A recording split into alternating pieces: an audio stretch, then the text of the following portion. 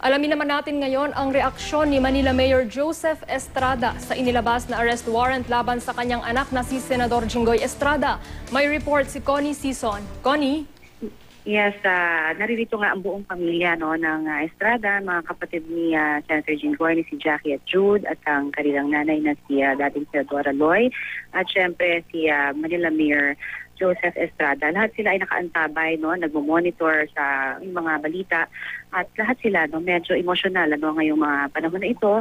In fact, magkahalong mataas na emosyon ng pagkalungkot ang nakikita natin, lalong-lalo na kay Senadora Loy.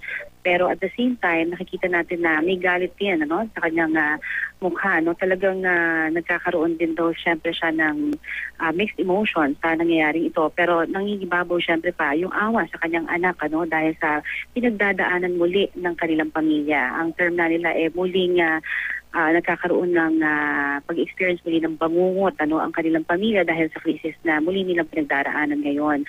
At ngayon, ang plano nila ay antayin nga lang dito sa mismong bahay sa North Green Hills si Senador Jinggoy Estrada, at sabay-sabay na sila magtutungo naman sa Camp Crame. At mamaya-mayang konti ay hinga natin ng pahayag si Senador Loy Ejercito, ganyan din for si Manila Mayor Joseph Estrada. Ukol pa rin sa pagdating dito ngayong araw na ito ni Senador Jinggoy Estrada. Sesha? Connie, nabanggit mo kanina na bukod sa awa sa kanilang anak ay kakikitaan ng kaunting galit itong pamilya ni Senador Jinggoy Estrada kaugnay nga nitong paglalabas ng arrest warrant laban sa kanya. Meron ba tayong impormasyon kung saan nanggagaling itong emosyon na ito ng kanyang pamilya? Yes, of course. Sabi nga nila na talagang parang feeling nila nagagang up sila, na parang sila lang ang nakikita ng gobyernong ito, nadidiin sila. In fact, nakapagsalita kanina si Manila Mayor Jinggoy na ito ay parang senyales na iniisa-isa na nga daw sila na simulan sa kanyang pamangkin na si Governor E.R. Ejercito, at pagkatapos ay ito nga nagkaroon na ng sunod-sunod, naglabas na ng warrant of arrest sa kanyang anak na si Jinggoy, meron din siyang disqualification case, at ngayon binubusisi na rin maging si Senator J.D. Ejercito sa ilan pang mga bagay. So ito daw ay pagpapakita lamang na talagang nasi-single out ang mga taga-oposisyon, at ito ang kinagagalit nila ng gusto dahil ang para daw sa kanila importante na kapag may kakasuhan, dapat kasuhan lahat. Hindi lamang yung mga taga-oposisyon na katulad daw ng nangyayari ngayon. So doon nanggagaling yung kanilang puot, yung galit. Dahil ayon nga kanina kay Senator Loy, bakit hindi daw ito nabubusisi dapat ng DBM? Bakit ang nasisisi ay yung mga senador na tulad nila, At ito naman daw ay nanggagaling ng budget mismo at nare-release sa DBM. So may mga, of course, may mga ganyang paratang din ang pamilya Estrada ukol sa administrasyon na Aquino, So mamaya-mayang konti ay alamin natin at inaantabayanan lang natin yung pagdating naman dito ni Senator Jinggoy Estrada, dahil mag-uusap sila, magkakaroon sila ng pagtukulong bilang pamilya sa kanyang pag-alis, dahil hindi nila alam kung hanggang kailan nga makukulong itong si Senator Jinggoy Estrada. At yan ay napakahirap. In fact, kahapon, ma-share ko lang, ay naging emosyonal lalo, dahil kahapon ay nagbigay ng sinasabi nga ng pamilya na yung binigay ng mga anak ni Senator Estrada na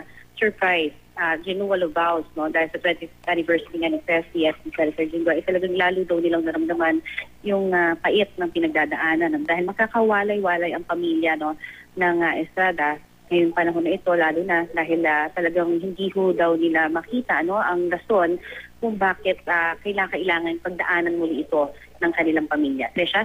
Connie, kanina nabanggit mo rin na maraming tila hinaharap na pagsubok ang pamilya Estrada ngayon. Papaano raw nila ito dinadala, Connie? Sa pagdarasal, Trisha, yan ang kanilang ginagawa. Wala silang walang kakapitan kung hindi talaga ang Diyos sa pagkapanahon na ito. Katulad din ang ginagawa naman nila noong 2001, nung sabay na nakulong ang mag-amang Estrada. Ngayon din ngayon, at nakikita nga natin may mga bisita na rin dumarating dito. Nandito na si Atty. Planeniano at ilan pang mga kaibigan at kaanak ng pamilya Estrada. Naririto na rin ang buong staff mula naman sa Manila City Hall para umantabay din dito kay Mayor Estrada at sa kanyang pag-alis, papunta naman sa Camp Crame kasama si Senator Jinggoy. Connie, na pag-uusapan ba ang mga legal remedy na nais nilang gawin hinggil nga rito sa pinakabagong development sa kaso ni Senador Estrada? Sa ngayon, inaantay lamang nila yung mga gagawin pa na susunod ng kanilang lawyers. But as of the moment, inaantay lamang daw talaga nila ngayon ay yung petition for bail nga. Pero aside from that, pag-uusapan yan ng kanilang mga lawyers. So, aantabayanan nila. Sa ngayon, nag-aantay-antay lang din tayo dahil nakita natin nakatayo na nga itong si Mayor Estrada, at nakikipag-usap dito sa kanyang staff mula sa Manila City Hall. At ganun din siyempre yung mga instructions, last minute instructions na gagawin nila, sila ay sasakay sa isang van. So, ayan, naghahanda na sila sa kanilang pag-alis. Desha? Maraming salamat sa iyo, Connie Sison. Ang nakikita po natin ay live na kuha sa loob po ng tahanan ni Manila Mayor Joseph Estrada. Diyan na po papunta si Senador Jinggoy Estrada bago po tumungo sa PNP para po isuko ang kanyang sarili matapos maglabas ng arrest warrant ang 5th Division ng Sandigan ngayong umaga. Na ibinasura rin po ang mosyon na inihain noon ni Senador Jinggoy Estrada ng Judicial Determination of Probable Cause.